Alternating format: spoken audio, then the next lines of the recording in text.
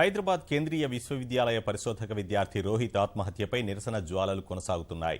డిమాండ్ల సాధన కోసం దేశవ్యాప్తంగా వర్సిటీల బంద్కు పిలుపునిచ్చిన విద్యార్థి ఐకాస ఆందోళనలతో కదం తొక్కింది. హెచ్సీయూలో దీక్ష చేస్తున్న వారితో చర్చలు జరిపేందుకు వచ్చిన తాత్కాలిక ఉపకులపతికి విషన్ శ్రీవాస్తవను విద్యార్థులు వెనక్కి పంపారు.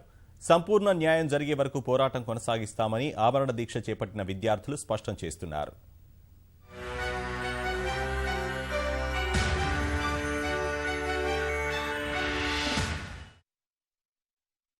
హైదరాబాద్ కేంద్రీయ విశ్వవిద్యాలయ పరిశోధక విద్యార్థి రోహిత్ ఆత్మహత్య కారకులపై చర్యలు, బాధిత కుటుంబాన్ని ఆదుకోవడం సహా పలు డిమాండ్లతో విద్యార్థి ఐకాస తలపెట్టిన బంద్కు వివిధ విశ్వవిద్యాలయాలు సంఘీభావం తెలిపాయి. కరీంనగర్ శాతవాహన విశ్వవిద్యాలయ విద్యార్థులు తరగతులు బహిష్కరించారు. వర్సిటీ ముందు ఆందోళన చేపట్టిన ఎస్ఎఫ్ఐ ఆ తర్వాత తెలంగాణ చౌక్లో రాస్తారోకో చేశారు. ఢిల్లీలో విద్యార్థి ఐకాస నిరసన స్వల్ప ఉద్రిక్తతకు దారితీసింది. చెన్నైలో ఆర్ఎస్వైఎఫ్ విద్యార్థులు రాజ్భవన్ ముట్టడికి విఫలయత్నం చేశారు. బంద్కు మూల కేంద్రమైన హైదరాబాద్ కేంద్రీయ విశ్వవిద్యాలయ ప్రాంగణం కూడా ఆందోళనలతో హోరెత్తింది.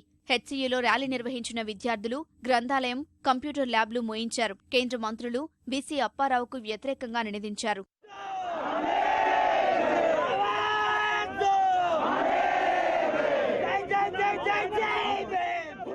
ఇదే సమయంలో హెచ్సీయూలో విద్యార్థుల ఆమరణ నిరాహార దీక్ష కొనసాగుతోంది. దీక్షలకు సంఘీభావం తెలిపిన HCU SC ST teachers forum డిమాండ్లు తక్షణమే నెరవేర్చుకుంటే తాము నిరాహార దీక్ష చేస్తామని హెచ్చరించింది.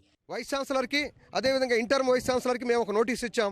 ఏమనంటే వాళ్ళు కనుక ఇమీడియట్గా స్టెప్ డౌన్ చేయకపోతే ఎస్సీ ఎస్టీ ఫ్యాకల్టీ ఫోరం తరపు నుంచి మా మెంబర్స్ కూడా నిరాహార దీక్ష కూర్చోబోతున్నారు.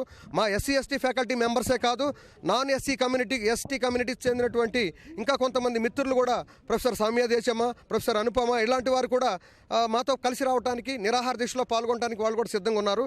ఆ మేరకు ఈరోజు రిజిస్ట్రార్కి ఒక మేము లెటర్ సర్వ్ చేయడం జరిగింది. ఫిబ్రవరి ఫస్ట్ వీక్లో ఢిల్లీకి కూడా చెలో ఢిల్లీ పెట్టి రాష్ట్రపతి ప్రణబ్ ముఖర్జీని కూడా కలిసి మా యొక్క విన్నపాన్ని తెలియజేసుకుంటాం. ఎందుకంటే ఈ మృత్యుకారమైన వ్యక్తులు అందరినీ కూడా శిక్షించాలనేది మా ప్రధాన డిమాండ్. అది తప్ప ఇంకే ఎట్లాంటి చర్చలు, ఎలాంటి డిమాండ్లు కూడా మేము ఒప్పుకునేది లేదు. ఈ పరిస్థితుల్లో విద్యార్థులను బుజ్జగించేందుకు దీక్షా శిబిరానికి వచ్చిన తాత్కాలిక ఉపకులపతి విపిన్ శ్రీవాత్సవకు నిరసన సెగ తగిలింది. శ్రీవాత్సవను వెనక్కి వెళ్లాలని నినాదాలు చేసిన విద్యార్థులు ఓ దశలో ఆయన కారును చుట్టుముట్టారు. భద్రతా సిబ్బంది జోక్యం చేసుకుని వీసీని అక్కడి నుంచి పంపారు.